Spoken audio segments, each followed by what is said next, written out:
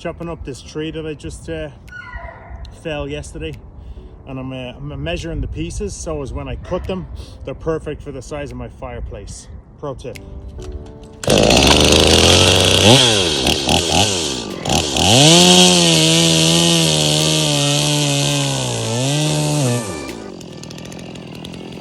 Template.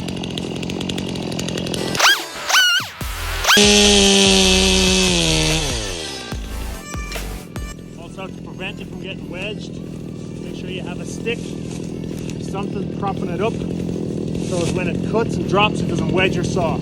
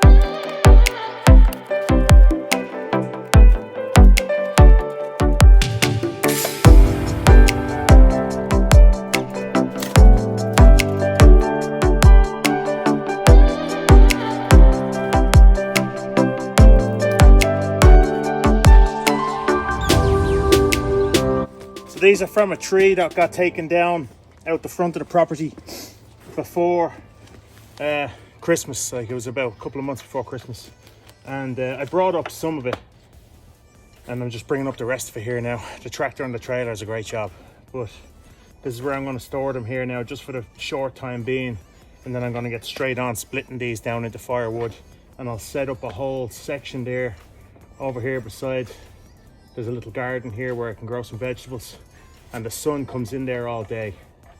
So I'll set up the firewood, I'll split it all and set it up right there, and hopefully by next season, next winter, we'll be ready to go. and sure we'll be right.